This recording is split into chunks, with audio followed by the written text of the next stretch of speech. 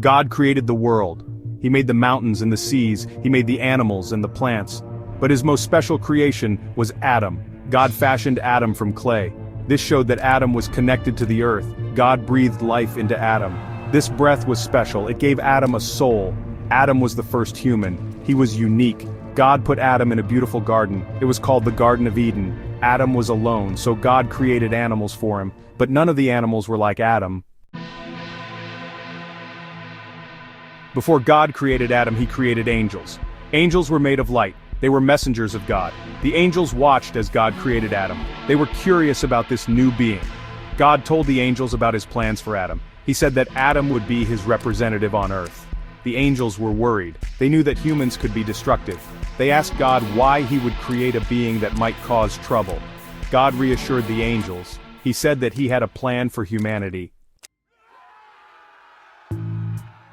God wanted to test everyone's obedience. He commanded all the angels to bow down to Adam. God was not asking them to worship Adam. He was asking them to acknowledge Adam's special role. The angels obeyed God's command. They prostrated themselves before Adam. They showed their submission to God's will. All the angels bowed down, except for one. His name was Iblis. Iblis was a powerful jinn. He was present with the angels. Iblis refused to bow down to Adam. He thought he was better than Adam. Iblis was full of pride. He said to God, "I am better than Adam. You created me from fire, but you created Adam from clay." Iblis thought fire was purer than clay. He did not understand God's wisdom. God asked Iblis why he refused to bow down. Iblis argued with God. God was not pleased with Iblis's disobedience. He banished Iblis from heaven. Iblis had to leave God's presence. Iblis's pride had a high cost. He lost his place in heaven.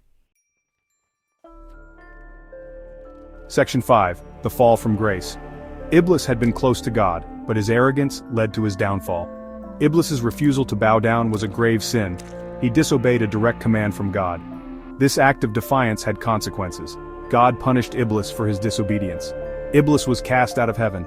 He was banished from God's presence. This was a terrible punishment, but Iblis was still full of pride. He refused to admit he was wrong. Section 6. A promise of enmity. Iblis was angry and resentful. He blamed Adam for his downfall. Iblis vowed to take revenge on Adam and his descendants. Iblis made a promise to God. He asked for permission to tempt humans. He wanted to lead them astray.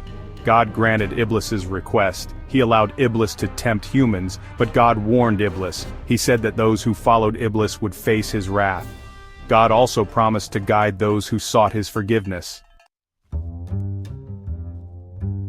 Section 7. Adam's Legacy. Adam and his wife Eve lived in the Garden of Eden, but Iblis tempted them. They disobeyed God's command. As a result, they were banished from the garden. This was the beginning of human life on earth. Adam's descendants spread across the world. Humans faced challenges and temptations, but they also had the potential for good. Adam's story reminds us that we have free will. We can choose to obey or disobey God.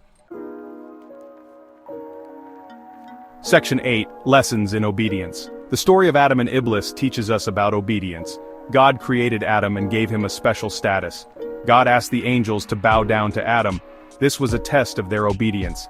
Iblis's refusal to bow down shows the danger of pride. God rewards obedience and punishes disobedience. We should strive to follow God's commands. This story reminds us that we are responsible for our choices. Section 9. A Timeless Tale. The story of Adam's creation is a reminder to us all. It shows the importance of obedience to God. It highlights the dangers of pride and disobedience.